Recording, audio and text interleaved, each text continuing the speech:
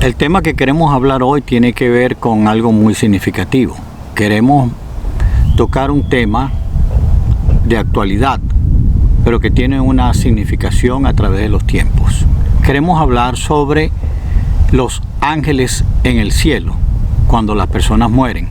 Es común que nosotros escuchamos a la gente decir: se murió mi papá, se murió mi mamá, se murió mi hijo, se murió el pastor, se murió el sacerdote, y gracias a Dios porque tenemos ahora un ángel en los cielos que nos protege.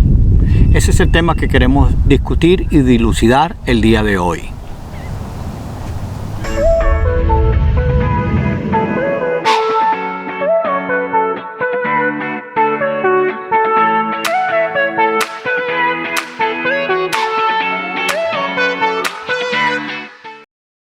Saben que cuando uno se pone a analizar si es cierto o falso ese dicho popular que dice: no, yo no me preocupo porque tengo la tranquilidad que tengo un angelito en el cielo que me cuida.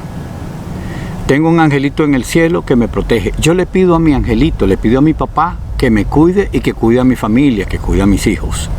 ¿De dónde viene esa filosofía? ¿De dónde viene ese pensamiento popular? Llama la atención porque, primero que nada, quiero aclarar que no viene de las Sagradas Escrituras. No es un mensaje que aparezca en ningún texto bíblico, ni del Antiguo ni del Nuevo Testamento. Pero déjenme informarles algo, hacerle un poco de historia.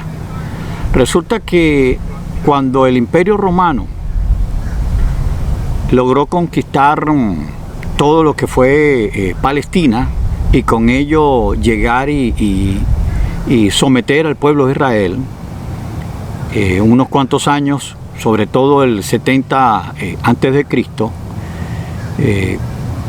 resulta que los romanos trajeron su filosofía, su propia religión, labrada a través de cientos de años, si no de siglos. ¿Qué pasa? Que los romanos tenían tres aspectos religiosos que vale la pena considerar. El primero, vamos de mayor a menor. El primero eran los dioses públicos.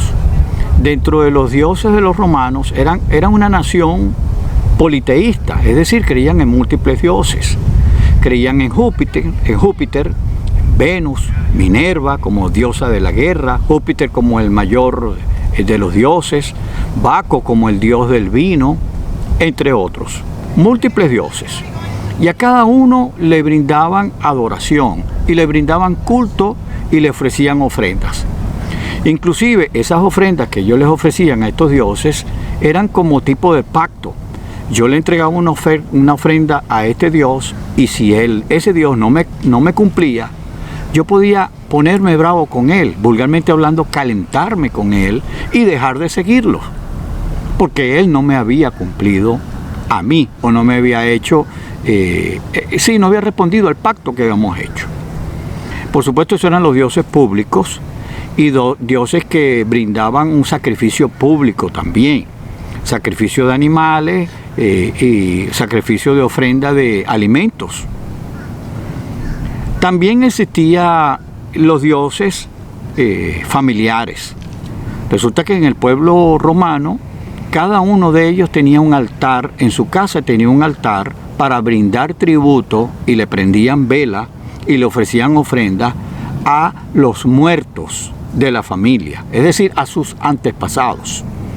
Entonces, tenían una serie de dioses que eran familiares, que si los enumeramos iban a ser proporcional a la cantidad de antepasados que ellos tuvieron y conocieron. Entonces el altar se iba enriqueciendo con los antepasados que ya estaban muertos. A ellos le ofrecían también ofrendas y le pedían que los protegiera y que lo cuidara el hogar. Y hay un tercer tipo de divinidad, que fue la divinidad del emperador, la adoración al emperador romano. Esta forma de adoración comenzó con la muerte de Augusto César y después pasó al resto de los emperadores romanos. y se asumieron para ellos atribuciones divinas.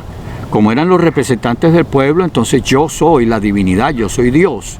Y el pueblo tenía que someterle tributo y obedecerle. Déjenme decirles que el pueblo romano no le importaba si se predicaba el Evangelio de Cristo y si la gente se adhería a la fe cristiana. El pueblo cristiano, dentro del contexto judío, no fue perseguido por ser cristiano. No fue perseguido por seguir a Jesucristo. Los romanos no iban a perseguir al pueblo judío por arrepentirse de sus pecados y seguir a la persona de Cristo como Hijo de Dios y como el Redentor del mundo. No. La razón para los romanos perseguir o matar a Jesús, como al final ocurrió, tenía otro trasfondo. El trasfondo era que los cristianos no podían rendir tributo a César, no se podían rendir ni adorar a César. ¿Por qué? Porque Pablo perfectamente lo había interpretado de manera correcta en 1 de Timoteo 2:5, cuando dijo: hay un solo Dios y un solo mediador entre Dios y los hombres, y ese mediador es Jesucristo, como Hijo de Dios, que vino y murió por los pecados, intercediendo. De eso nosotros tenemos varias enseñanzas. El único mediador entre Dios y los hombres es Jesucristo.